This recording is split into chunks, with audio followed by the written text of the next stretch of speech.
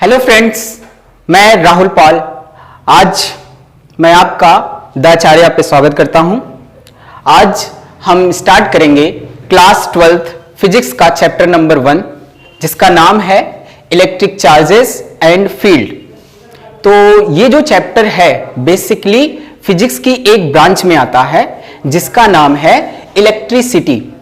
अब इलेक्ट्रिसिटी के नाम से हमारे माइंड में क्वेश्चंस आते हैं। हमारे आसपास क्या देख रहे हैं हम अपने आसपास? लाइटनिंग, हमारे घर में लाइट है। अब वो जो लाइट हमारे घर में आ रही है वो एक एनर्जी के फॉर्म में आ रही है, जिस एनर्जी की वजह से हम लाइट जलाते हैं, फैन, टीवी, कूलर, पंखा सब चालू करते हैं। ठीक है, तो वो एनर्जी क्या है? बेसिकली उसे हम क्या कहते हैं? इलेक्ट्रिसिटी। इसका जो दूसरा फॉर्म है कि जैसे अगर मान लो कि मैं तुम्हें एग्जांपल बताऊं, रेनी सीजन में जब क्लाउड्स में टक्कर होता है, जब क्लाउड टकराते हैं तो वहां पर क्या होता है? एक लाइटनिंग सी हमें दिखाई देती है। जो लाइटनिंग हमें दिखाई देती है उसी का नाम क्या है? इलेक्ट्रिक। वहां से क्रिएट हुआ है इलेक्ट्रिसिटी। ठीक है, तो ये जो इलेक्ट्रिसिटी है इसकी एक ब्रांच है जिसका नाम है इलेक्ट्रोस्टैटिक्स। ठीक है, मतलब ये समझो फिजिक्स की ब्रांच है इलेक्ट्रिसिटी और इलेक्ट्रिसिटी की ब्रांच क्या है? इलेक्ट्रोस्टैटिक्स, जो क्लास 12th फिजिक्स का पहली यूनिट है, जिस यूनिट में तुम्हारे स्टार्टिंग के 3 चैप्टर्स आएंगे, जिसमें से पहला चैप्टर है इलेक्ट्रिक चार्जेस एंड फील्ड। अब इसमें हम डिस्कस करेंगे कि इलेक्ट्रोस्टैटिक्स का मतलब क्या होता है। पहले ये समझते हैं कि इलेक्ट्रोस्टैटिक्स का मतलब क्या होता है। अब जैसे कि यहां पर मैंने डेफिनेशन लिखा है कि electrostatics is that branch of electricity. पहले ही बताया मैंने कि ये इलेक्ट्रिसिटी की एक ब्रांच होती है in which properties of non moving electrical charges are studies. अब यहां पर बात है नॉन मूविंग इलेक्ट्रिकल चार्जेस। देखो, इलेक्ट्रिसिटी में बेसिकली ना 2 तरीके के पार्टिकल होते हैं। जैसे अगर मान लो कि चार्ज पार्टिकल है तो चार्ज पार्टिकल कुछ प्रॉपर्टी बनाते हैं, सर्टेन प्रॉपर्टीज वो शो करते हैं। ठीक है, और मान लो कि एक चार्ज पार्टिकल है और वो मूव कर रहा है तो वो डिफरेंट टाइप की प्रॉपर्टीज शो करता है। इसका मतलब इलेक्ट्रिसिटी में अपना एक इतना बड़ा ब्रांच है जिसके बारे में हमें स्टडी करना है, एक मूविंग चार्ज पार्टिकल के बारे में और एक स्टेशनरी चार्ज पार्टिकल के बारे में। तो यहां पे हम जो पढ़ने वाले हैं वो कैसे चार्ज पार्टिकल हैं? नॉन मूविंग, मतलब सिंपल में कह सकते हैं stationary charge particle. Stationary charge particle की वजह से ही क्या नाम पड़ा इसको? इलेक्ट्रोस्टैटिक्स। ठीक है, तो ऐसे चार्ज पार्टिकल जो स्टेशनरी हों उसके बारे में हम स्टडी करेंगे। ठीक, अब इलेक्ट्रिक चार्जेस की स्टडी से पहले हम सब जानते हैं, 11th में भी बताया था, पहला चैप्टर जो था फिजिकल वर्ल्ड, वहां तुम पढ़े हो। अब 12th में आए हो, यहां भी जानना हमारे लिए जरूरी है कि जो हमारा नेचर है बेसिकली वो 2 चीजों से मिलकर बना है, एक मैटर और एक रेडिएशन। ये 2 चीजें हैं, मैटर और रेडिएशन, जिससे हमारे नेचर की संरचना हुई है। हम कह सकते हैं नेचर के 2 बेटे हैं, एक मैटर है, दूसरा रेडिएशन है। ठीक, अब इन दोनों के बारे में हमें अलग अलग स्टडी करना है। जैसे अभी हम मैटर की स्टडी कर रहे हैं, फिर बाद में रेडिएशन की स्टडी करेंगे और आगे चलेंगे तो देखेंगे क्या कि ये दोनों जो हैं एक ही पार्टिकल के 2 नेचर हैं। ठीक है, तो वो सिंपल में जो एक ही पार्टिकल के 2 नेचर है उसके बारे में स्टडी तो हम मॉडर्न फिजिक्स में करेंगे। इसका मतलब लास्ट टर्म जब हम स्टार्ट करेंगे तब, अभी नहीं। अभी हमारे लिए स्टडी किसकी करनी है? मैटर की।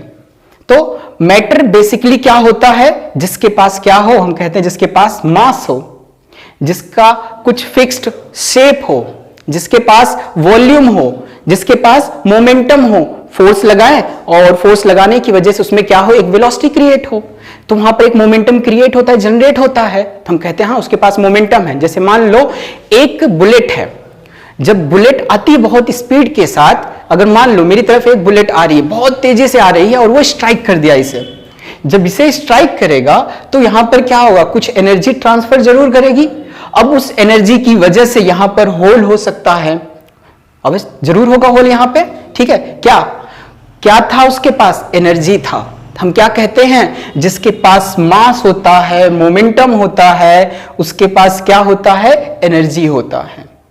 लेकिन दूसरे फॉर्म में अगर हम चेक करते हैं रेडिएशन को, रेडिएशन के पास ऐसा कुछ नहीं होता है। हम लाइट चालू करते हैं, हमारे पास लाइट आती है, लेकिन उसके पास क्या नहीं है? उसके पास मास नहीं है। सनलाइट देखा होगा, सनलाइट के पास मास नहीं होता। अगर मास होता तो हमें स्ट्राइक करता, और जब हमें स्ट्राइक करता तो हमें क्या होता? फील होता ना, फोर्स लगता हमारे ऊपर, ठीक। लेकिन लाइट के पास, लाइट क्या है? एक रेडिएशन है, उसके पास क्या नहीं है? मास नहीं है। लेकिन दूसरा फॉर्म में अगर इसको हम पढ़े तो उसके पास होता है वेवलेंथ, ठीक है। उसके पास वेवलेंथ होती है, उसके पास वाइब्रेशन होता है। इसका मतलब जो लाइट हमारे पास आता है कुछ इस फॉर्म में आते हैं, इस तरीके से वाइब्रेट करते हुए आते हैं, और कुछ का वाइब्रेशन बहुत तेजी से होता है, ठीक है। कुछ बहुत स्लो से वाइब्रेट करते हैं, ठीक। तो मतलब लाइट में भी कई फॉर्म होते हैं। अब देखो, जैसे एक लेजर लाइट है, अब उस लेजर लाइट को अगर मैं जलाऊं तो क्या होगा? वो किसी सरफेस पे जाएगा, वहां पर हमें दिखाई देगा उस लोकेशन पे वो लेजर लाइट पड़ रही है, कहीं से वो लाइट आ रही है, और जहां पर भी वो लेजर पड़ता है वहां पर भी वो इफेक्ट क्रिएट करता है, ठीक है। इसका मतलब वो लेजर लाइट भी क्या कर रहा है? एनर्जी ट्रांसफर कर रहा है। इसका मतलब क्या है कि लेजर लाइट के पास भी एनर्जी होती है। जैसे एनर्जी किसके पास होती थी? मैटर के पास एनर्जी होती थी, वैसे रेडिएशन के पास भी एनर्जी होती है, ठीक है। इसका मतलब मास डिपेंड नहीं करता कि वो एनर्जी को बनाए। अगर मास नहीं है, वेवलेंथ है, फ्रीक्वेंसी या वाइब्रेशन है, तभी भी उसके पास क्या होगी? एनर्जी होगी, ठीक है। अब शुरुआत में बनाया गया था कि जैसे कि स्टार्टिंग क्या किया गया था कि बहुत सारे फोर्सेस हमारे नेचर में एग्जिस्ट करते थे। धीरे धीरे क्या किया गया? इन फोर्सेस को कम किया गया। यह सोचा जाने लगा कि अगर हम कम से कम फोर्सेस कर देंगे तो उसको स्टडी करना हमारे लिए बहुत ही इजी हो जाएगा। इसीलिए नेचर में साइंटिस्टों ने मिलकर के केवल 4 फंडामेंटल फोर्सेस ही बनाए। अब उन 4 फंडामेंटल फोर्सेस में एक पहला जो आता है वो है ग्रेविटेशनल फोर्स, ठीक है। दूसरा इलेक्ट्रोमैग्नेटिक फोर्स, तीसरा स्ट्रॉन्ग न्यूक्लियर फोर्स, चौथा वीक न्यूक्लियर फोर्स। अगर हम बात करें यहां पर ग्रेविटेशनल फोर्स के बारे में, तो ग्रेविटेशनल फोर्स का सोर्स क्या है? अगर उसका सोर्स हम चेक करें तो उसका जो सोर्स होता है ग्रेविटेशनल फोर्स का, वो क्या होता है? मास, ठीक। नेचर में हम कह सकते हैं पूरे होल यूनिवर्स में अगर कोई 2 बॉडी हैं तो वो एक दूसरे के ऊपर फोर्स अप्लाइड करती हैं, तो उनके बीच में जो लगने वाला फोर्स है उसे हम क्या कहते हैं? ग्रेविटेशनल फोर्स कहते हैं। हाँ, अब हमारा अर्थ है, अर्थ सन के चारों तरफ घूम रही है। क्यों घूम रही है? हम कहते हैं कि सन के ग्रेविटेशनल फोर्स में हमारा अर्थ है। अगर उसके ग्रेविटेशनल फोर्स नहीं लगता सन और अर्थ के बीच में तो वो रेवोल्यूशन भी नहीं करता, वो घूमता नहीं तब, ठीक है। तो वहां पर क्या था? ग्रेविटेशनल फोर्स था। किसका? सन का। हम कोई ऑब्जेक्ट ऊपर फेंकते हैं तो हमारे वापस ही अर्थ पे आता है। इसका मतलब वहां भी क्या है? ग्रेविटेशनल फोर्स है। एक ऑब्जेक्ट ये देखो छोड़ा नीचे ही आता, ऊपर नहीं जाता। किसकी वजह से? ग्रेविटेशनल फोर्स की वजह से। और ये जो ग्रेविटेशनल फोर्स है ये क्रिएट किसकी वजह से होता है? मास। इसका मतलब हम समझ सकते हैं जिसके पास मास है उसके पास ग्रेविटेशनल फोर्स है। पहला पॉइंट। दूसरा पॉइंट ऐसा समझो कि कुछ ऐसे भी फोर्सेस, देखो साइंटिस्ट ये सोचते हैं कि कम से कम फोर्सेस रहे जिसको स्टडी करने में इजी बने। तो एक तो ग्रेविटेशनल फोर्स उन्होंने बनाया, दूसरे फोर्सेस के बारे में वो नहीं जानना चाहते थे, लेकिन कहते हैं ना अपने मर्जी से वो क्रिएट हो गए। अब जैसे अगर मान लो कि मैं कुछ और फोर्सेस काउंट करवा रहा हूं कि सपोज मैं यहां पर कुछ भी लिखा हूं, जो भी लिखा हूं, तो देखो होगा कि यहां भी 2 ऑब्जेक्ट हैं। कौन कौन सा? जिससे लिखा हूं उसकी इंक ऑब्जेक्ट ही है, और ये व्हाइट बोर्ड भी एक ऑब्जेक्ट है। अब व्हाइट बोर्ड और इंक के बीच में एक फोर्स है, हम कह सकते हैं ग्रेविटेशनल फोर्स होगा। क्यों? 2 बॉडी यहां भी है, 2 बॉडी के बीच में लग रहा है फोर्स, तो ग्रेविटेशनल फोर्स है, बिल्कुल है। मैं भी कह रहा हूं है फोर्स, ठीक। लेकिन अब यहां पर तुम सोचो जरा कि जो अर्थ है, अर्थ के पास भी तो ग्रेविटेशनल फोर्स है। अब अर्थ का मास बहुत बड़ा है, जिसका मास ज्यादा होता है उसका ग्रेविटेशनल फोर्स भी बहुत ज्यादा हो जाता है। अब बताओ, इंक के ऊपर अगर ग्रेविटेशनल फोर्स ज्यादा लगाने की बात की जाए, कौन ज्यादा लगाएगा? ये व्हाइट बोर्ड ज्यादा लगाएगा या फिर ये हमारा अर्थ ज्यादा लगाएगा? ठीक है, समझ में आ रहा होगा। अर्थ का मास ज्यादा है तो वो ज्यादा फोर्स लगाएगा। तो क्या होना चाहिए? होना चाहिए इस इंक को नीचे चले जाना चाहिए, बट नहीं होता ऐसा, जाता ही नहीं है। क्यों नहीं जाता? इसका मतलब इस इंक और व्हाइट बोर्ड के बीच में जो फोर्स है वो ग्रेविटेशनल फोर्स से स्ट्रांग है, लेकिन उसका नाम ग्रेविटेशनल फोर्स नहीं है। तब उसका नाम क्या है? उसके बारे में सोचा जाने लगा, उसका नाम क्या रखा जाए।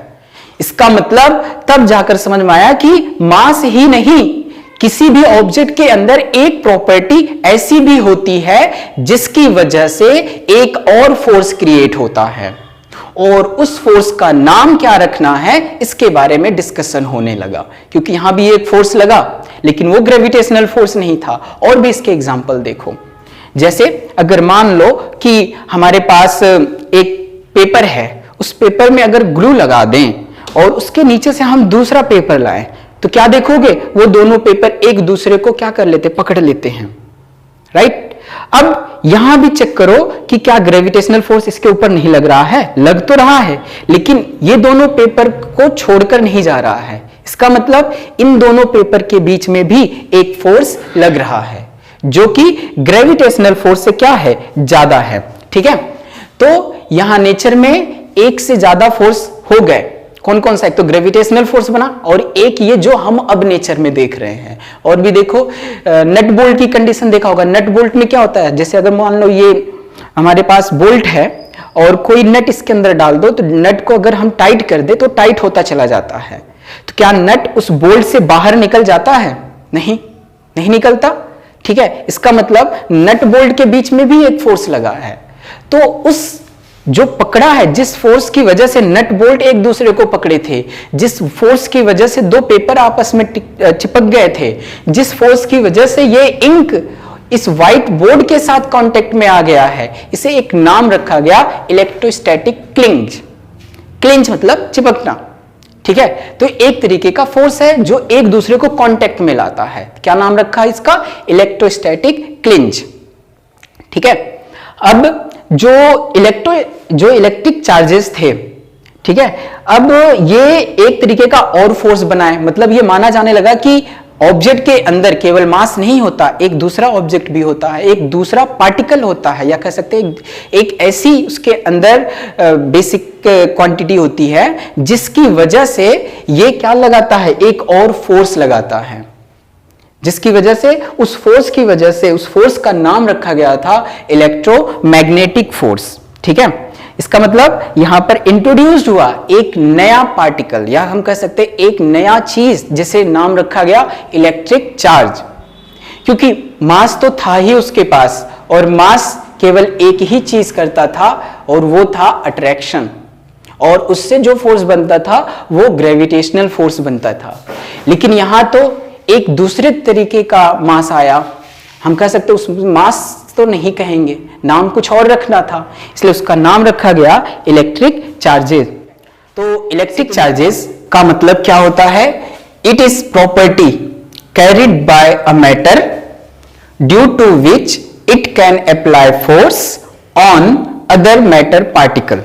ठीक है, क्या है? ये एक तरीके की प्रॉपर्टी है जो कि किसी दूसरे मैटर के ऊपर क्या लगाती है? फोर्स लगाती है। सिंपल में, एक मैटर है, ये दूसरे मैटर के ऊपर क्या लगाएगी? फोर्स लगाएगी।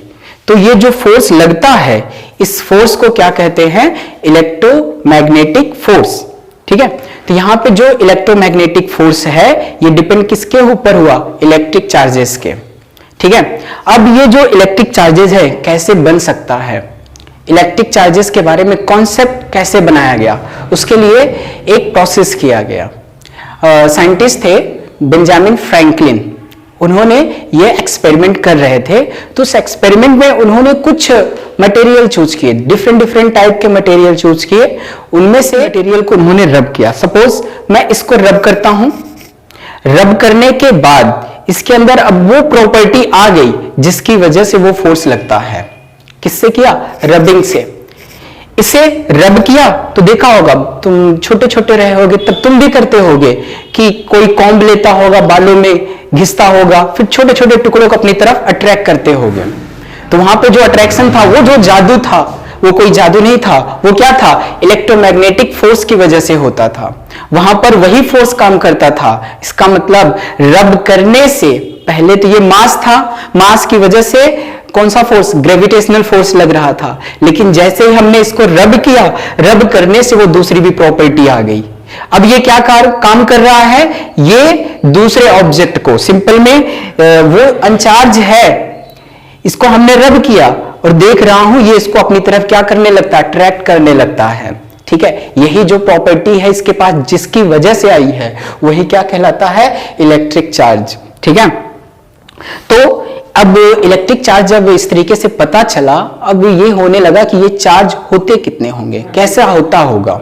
ठीक है, अब जैसे कि अगर मान लो कि ये चार्ज है, रब किया और क्या है इसके पास? चार्ज है।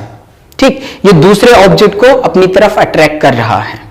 एक दूसरा ऑब्जेक्ट लिया, ठीक, ये क्या कहते हैं, इसको हमने रब नहीं किया, तो क्या देख रहा हूं? ये कागज के जो पीसेज हैं छोटे छोटे, उनको अपनी तरफ नहीं अट्रैक्ट किया। इसका मतलब ये दोनों तो एक ही जैसे थे, ये भी प्लास्टिक, ये भी प्लास्टिक, बट चेंज क्या है? इसको जब रब किया तो इसके अंदर एक खास प्रॉपर्टी आई, जिसकी वजह से ये कागज के टुकड़ों को अट्रैक्ट कर रहा है, और इसको रब नहीं किया तो वो प्रॉपर्टी नहीं आई, तो ये कागज के टुकड़ों को अट्रैक्ट नहीं किया। इसका मतलब चार्ज जो हैं वो दो तरीके के होंगे। ठीक है, इसलिए नाम रखा गया, जो खींचेगा अपनी तरफ उसे कहेंगे चार्ज्ड, और जो अट्रैक्ट नहीं करेगा उसे हम क्या कहेंगे? अनचार्ज्ड। ठीक है, इसका मतलब दो नाम पड़े यहां पर, चार्ज्ड और अनचार्ज्ड। ठीक है, तो रबिंग क्या हुआ? रबिंग वो प्रोसेस हुआ जिसकी वजह से हम किसी ऑब्जेक्ट को चार्ज करते हैं। ठीक है, अब यहां पर इलेक्ट्रिक चार्जेस के ऊपर बेंजामिन फ्रैंकलिन ने जब एक्सपेरिमेंट कर रहे थे तो उनके माइंड में यह आया कि चार्जेस तो होंगे। तो उस एक्सपेरिमेंट में उन्होंने सबसे पहले जैसे एक ग्लास का टुकड़ा लिया और ग्लास के टुकड़े को रब किया अच्छे से, किसी कपड़े से अच्छे से रब किया। रब करने के बाद क्या देखा कि वो छोटे छोटे टुकड़ों को अपनी तरफ अट्रैक्ट कर रहा है। ठीक है, अब उसके बाद क्या किया? उसको ऐसे बांध करके लटका दिया फ्रीली, और उसके पास में एक ऑब्जेक्ट लेकर गए।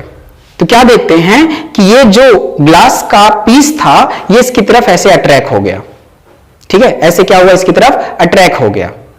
फिर उसके बाद क्या हुआ कि उस ग्लास को रखा, उसके बाद एक दूसरे मटेरियल को लिया, सपोज प्लास्टिक उन्होंने चूज किया। अब उस प्लास्टिक को भी रब किया। अब प्लास्टिक को जब रब करते हैं तब उसको भी ऐसे फ्रीली लटकाते हैं, तो क्या देते हैं? ये भी इसके पास चला जाता है, ये प्लास्टिक भी इसके पास चला जाता है। ठीक, अब उसके बाद ऐसे एक्सपेरिमेंट में उन्होंने दो अलग अलग प्लास्टिक को रब किया, दो अलग अलग प्लास्टिक को रब किया और उन दोनों को ऐसे लटका दिया। तो क्या देखते हैं? ये पास नहीं गए, ये ऐसे दूर हो जाते हैं। ठीक है, ऐसे अलग हो गए। उसके बाद उन्होंने ग्लास लिया था जिसको रब किया था उन्होंने, ग्लास के पास भी तो चार्ज था और इसके पास भी चार्ज है, इन दोनों को फ्रीली ऐसे लटकाया तो ये दोनों फिर से आपस में आ गए।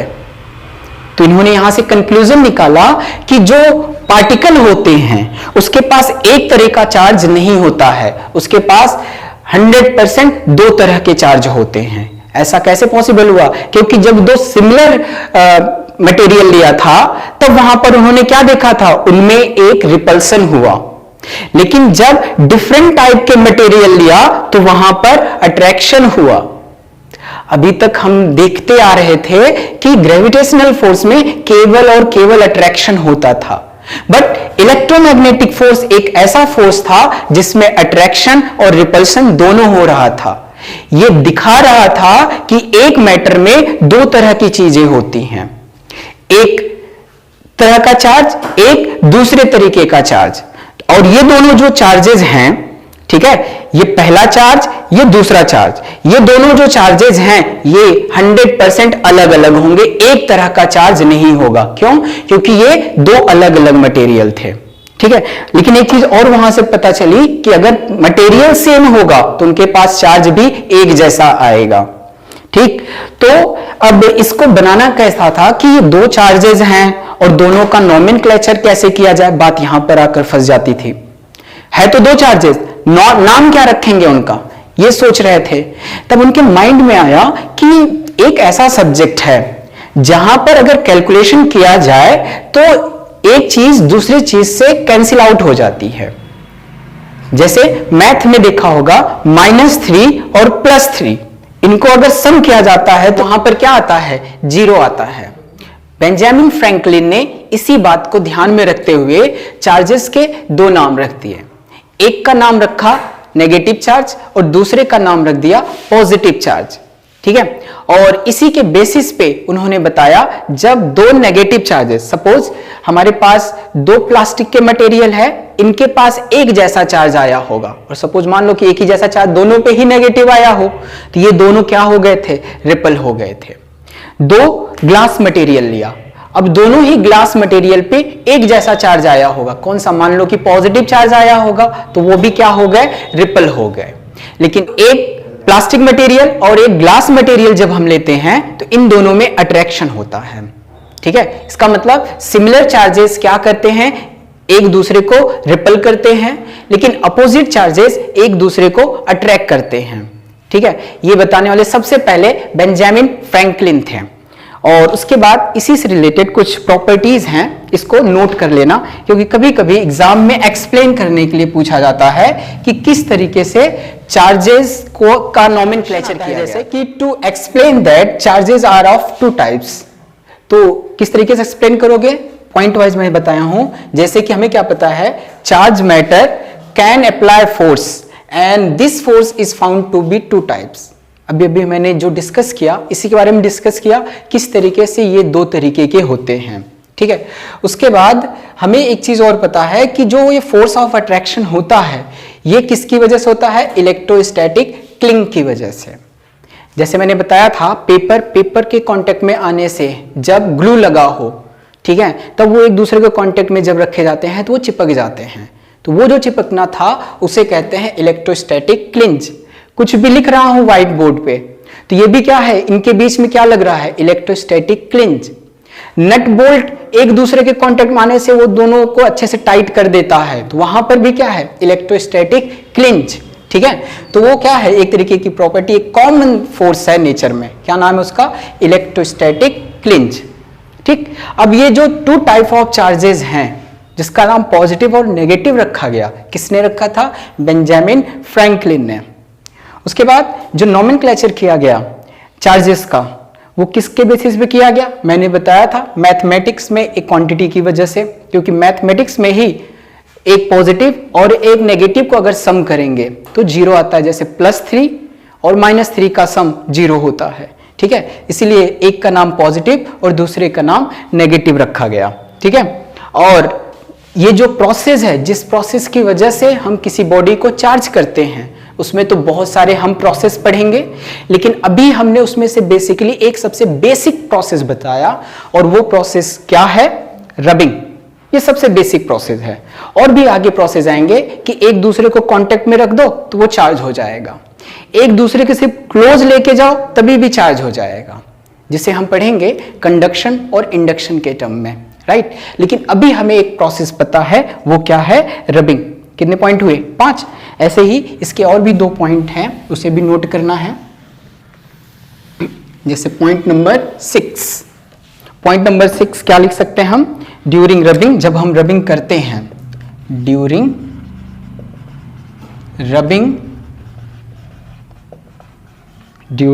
Rubbing one object become positive, one object become positive and, जब रब करेंगे तो एक ऑब्जेक्ट क्या होगा, जैसे अगर दो ऑब्जेक्ट को आपस में रब करते हो तो रब करने से एक ऑब्जेक्ट तो पॉजिटिव होगा दोनों में से, और जो दूसरा होगा वो डेफिनेटली पॉजिटिव तो नहीं होगा, मतलब दूसरा क्या होगा तब, नेगेटिव होगा। कैसे पता चला था ये, जैसे कि अगर मान लो कि मैंने इन दोनों को रब किया, रब करने से इसके पास भी एक चार्ज आया, इसके पास भी चार्ज आया, इसने भी कागज के टुकड़ों का ट्रैक कर रहा है और ये भी कागज के टुकड़ों का ट्रैक कर रहा है। इससे क्या पता चला, दोनों ही चार्जेस एक दूसरे को क्या कर रहे हैं, मतलब कागज के टुकड़ों को अट्रैक्ट कर रहे हैं और ये भी एक दूसरे को क्या कर रहे हैं, अट्रैक्ट कर रहे हैं।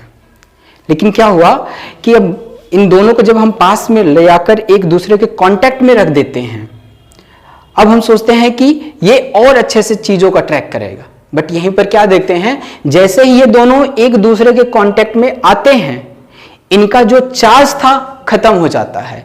अब ये कागज के टुकड़ों को अट्रैक्ट नहीं करते हैं। ठीक है, पहले कर रहे थे जब ये अलग अलग थे। और ये समझ लो, ये जो ब्लैक वाला है ये ग्लास है और ये ब्लू वाला क्या समझना है, ये प्लास्टिक है, समझना है। तो इनको जब कांटेक्ट में लाया और रब किया तो दोनों चार्ज हुए, पॉजिटिव नेगेटिव। ठीक, कागज के टुकड़ों को ये भी अट्रैक्ट किया, कागज के टुकड़ों को ये भी अट्रैक्ट किया, दोनों को कांटेक्ट में लाया। अब देख रहे हैं कागज के टुकड़ों को अट्रैक्ट नहीं कर रहा है। इसका मतलब क्या, दोनों मिलकर के क्या हो गए, जीरो हो गए। जैसे कहां होता है जीरो, मैथ में होता है जीरो, जब +3 और -3 नंबर का एडिंग किया जाता है। इसका मतलब यहां भी जीरो हुआ, वहां भी जीरो हुआ, इसलिए नाम रखा गया पॉजिटिव और नेगेटिव। ठीक है, तो अगर एक पॉजिटिव है रब करने से तो दूसरा ही डेफिनेटली क्या होगा,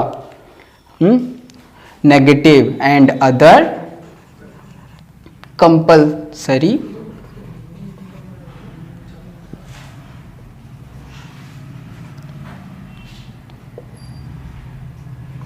नेगेटिव।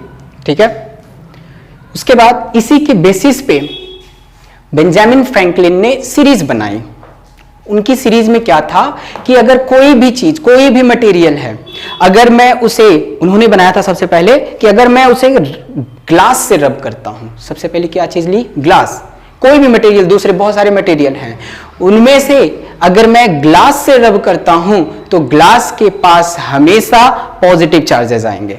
पहला रूल उन्होंने बना लिया। अब जैसे ग्लास को प्लास्टिक से रब किया तो ग्लास के ऊपर पॉजिटिव चार्ज, ग्लास को कोई भी कपड़े से रब किया तो ग्लास के ऊपर पॉजिटिव चार्ज। कोई भी मटेरियल है, चाहे जिससे रब कर डालो, लेकिन ग्लास के ऊपर हमेशा कौन सा चार्ज आएगा, पॉजिटिव चार्ज। तो उनकी इस सीरीज को कहा गया था इलेक्ट्रोस्टैटिक सीरीज। क्या होता है, to substances are rubbed together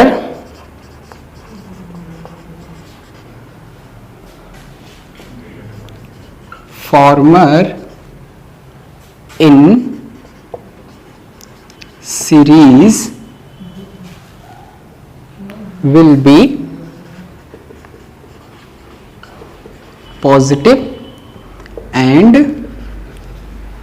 other negative. One will be positive and other negative. और इस सीरीज को तुम्हें भी लर्न करना पड़ेगा। ठीक है, जरूरी है याद करना कि इसमें तो सबसे पहला जो नंबर आता है तो तुम्हें याद ही हो गया, वो क्या है, ग्लास। सबसे ऊपर रखा गया ग्लास। इसका मतलब ग्लास को किसी भी मटेरियल से रब करो, इसके हमेशा इसके ऊपर पॉजिटिव चार्जेस आएगा। ठीक है, ग्लास के बाद जो दूसरे नंबर पे था उसको रखा गया flannel. Number 3 wool, number 4 silk, number 5 metal, number 6 hard rubber, number 7 wax, number 8 resin, इसे कहते हैं प्लास्टिक। और नंबर 9 जो है वो है सल्फर। तो यहां पर अब जैसे अगर मैं तुमसे पूछूं कि ग्लास को वैक्स से रब किया गया, बता सकते हो, ग्लास के ऊपर पॉजिटिव और वैक्स के ऊपर नेगेटिव। ओके, अगर मैंने प्लास्टिक को सिल्क से रब किया तो टॉप पर कौन है, सिल्क, इसका मतलब सिल्क के ऊपर क्या आएगा, पॉजिटिव, और प्लास्टिक के ऊपर नेगेटिव। ठीक है, अब इस सीरीज को देख करके तुम बता सकते हो अगर कोई भी दो मटेरियल चूज करो तो किसके ऊपर पॉजिटिव आएगा और किसके ऊपर नेगेटिव आएगा।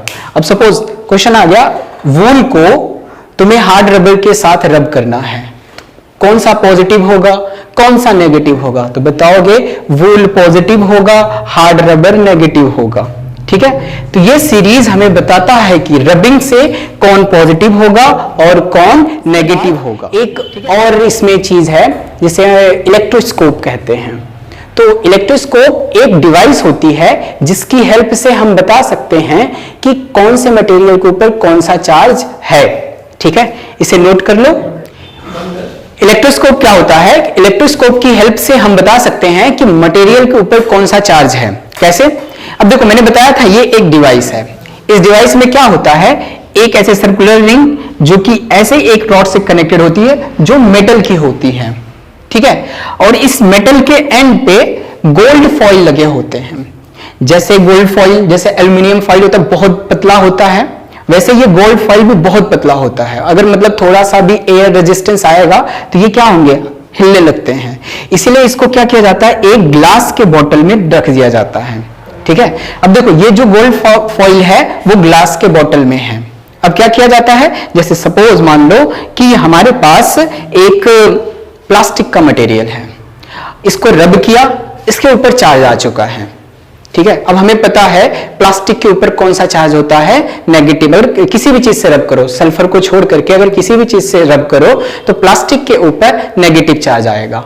अब जैसे ही हम इसको कांटेक्ट में लाएंगे, जैसे यहां पर कांटेक्ट में लाएंगे तो ये मेटल है। अब इस मेटल का काम क्या होता है, वो चार्जेस को ट्रांसफर करता है। तो सारे जो नेगेटिव चार्जेस हैं वो सारे ट्रांसफर होकर के इन दोनों प्लेटेड पे आ जाएंगे, यहां भी नेगेटिव और इस वाले प्लेट पर भी नेगेटिव। और देखोगे कि ये दोनों जो गोल्ड फॉइल थे ये दोनों एक दूसरे से अलग हो जाते हैं। अलग होने का मतलब कुछ इस शेप में ऐसे आ जाता है, ऐसे और ऐसे हो जाता है, फैल जाता है। इससे क्या प्रूफ हुआ कि दोनों के ऊपर सेम चार्ज था। अब जैसे अगर मान लो कि ये प्लास्टिक था, ओके, ये हमने एक दूसरा मटेरियल चूज किया। अब इस मटेरियल को क्या काम किया, ये भी चार्ज है लेकिन हमें नहीं पता इसके ऊपर कौन सा चार्ज है। अब इसको भी हम टच करवाते हैं। टच करवाने के बाद अगर मान लो कि ये जो न्यूट्रल हो जाए, न्यूट्रल का मतलब होगा कि ये फिर से अपने ओरिजिनल शेप में वापस आ जाएगा। ठीक है, अगर न्यूट्रल होने के बाद ओरिजिनल शेप में वापस आ जाता है तो मैं कह सकता हूं कि इसके पास पॉजिटिव चार्ज है। क्यों, क्योंकि हमें पहले ही पता था कि इसके पास नेगेटिव चार्ज था, इसने न्यूट्रल किया, इसलिए इसकी वजह से इसमें कौन सा चार्ज आया, पॉजिटिव चार्ज आया। राइट, इसके पास कौन सा चार्ज, पॉजिटिव। लेकिन अगर इसको भी मैंने टच किया और ये और भी फैल गया तो क्या कहूंगा, इसके पास भी नेगेटिव चार्ज था। तो मतलब इलेक्ट्रोस्कोप का हेल्प से हम क्या करते हैं, पता करते हैं कि मटेरियल के ऊपर कौन सा चार्ज है। ठीक, तो आज की क्लास को हम यहीं पर रोकते हैं। और भी इसकी क्लासेस, मतलब जैसे कि ये तो हमारी पहली लेक्चर थी, इसके और भी लेक्चर्स आएंगे। और भी लेक्चर्स देखने के लिए तब तक के लिए इस वीडियो को लाइक कर लीजिए, शेयर कर दीजिए और सब्सक्राइब करना मत भूलिएगा। ओके।